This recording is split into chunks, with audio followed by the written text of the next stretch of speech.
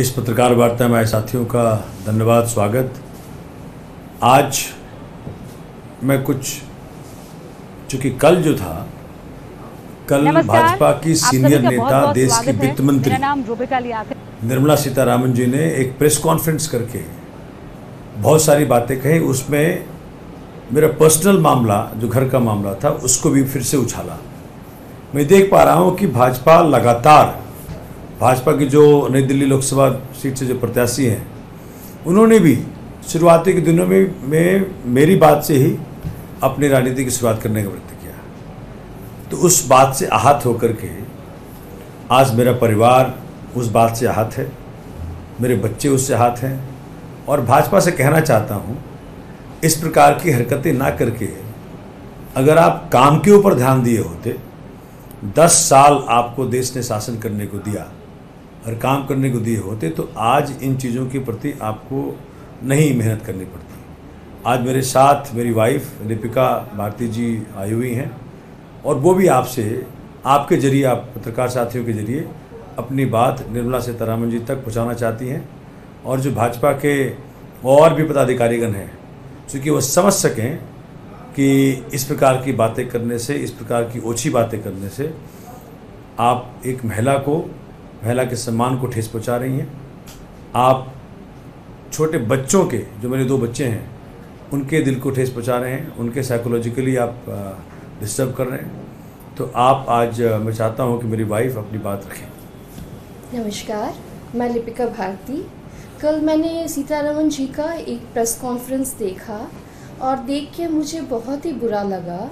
वो अपने फ़ायदे के लिए मेरे पारिवारिक मामले को, जो कि एक 10 साल पुराना मामला है, it's a decade old matter, जो अभी हम बहुत दोनों एक साथ खुश हैं और अच्छे से रह रहे हैं। हमारे 2 बच्चे हैं, बहुत अच्छा एक पारिवारिक जीवन हम साथ में रह के यापन कर रहे हैं। तो उसको वो डिस्टर्ब करने की कोशिश कर रहे हैं अपने पॉलिटिकल माइलेज के लिए। मेरी हाथ जोड़ के विनती है सीतारामन जी से, और जो भी महिला इनकी जो नेता हैं उनसे, कि प्लीज़ मेरे मामले को इसको ना यूज़ करें अपने फ़ायदे के लिए। मैं एज ए महिला मैं आपसे विनती करना चाहती हूँ, आप जिन महिलाओं को आपकी ज़रूरत है उनकी मदद कीजिए। मणिपुर की बहनों के लिए जो आपसे मदद की गुहार लगाती हैं, उनकी मदद कीजिए। हमारी जो पहलवान बेटियां थी, वो इतने दिनों से आपसे मदद चाहती हैं, उनकी मदद कीजिए। अभी जो हाल फिलहाल में कर्नाटका में हमारी बहनों के साथ इतनी पीड़िताएं वहाँ पे हैं, जो हो रहा है, उनकी मदद कीजिए प्लीज़। आप लोग बहुत पावरफुल हैं, आप कर सकती हैं उनकी मदद। चाहे वो आप हो, चाहे वो बांसुरी जी हो, चाहे वो आप शाजिया जी हो, आप अपनी आवाज़ उठा सकते हैं उन महिलाओं के लिए और उनकी मदद कर सकते हैं।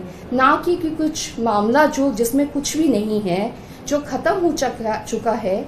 एक मैरिटल डिस्कॉर्ड था जो 10 साल पहले था, जो हर परिवार में, हर कपल में होता है। वो हमारे बीच में भी हुआ था, बट अननेसेसरीली उसको बहुत बड़ा बना दिया गया था।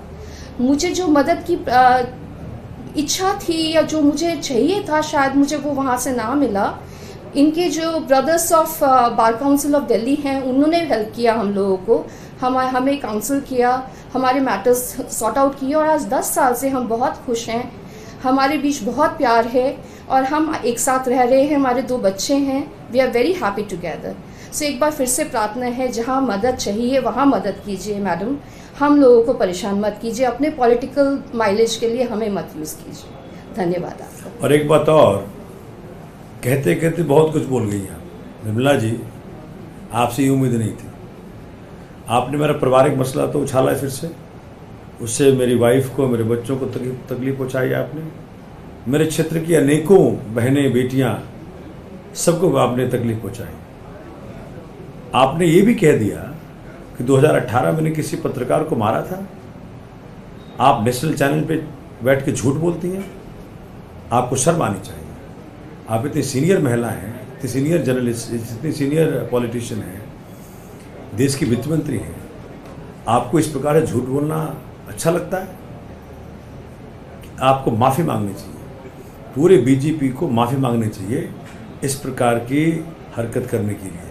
झूठ बोला आपने किसी की पारिवारिक ज़िंदगी को तबाह करने की एक बार फिर प्रयत्न किया, ये आपको शोभा नहीं देता। मैं एक बात और कहना चाहती हूँ, as a husband and a father, Somnath understands the importance of a safe and supportive and empowering environment for women.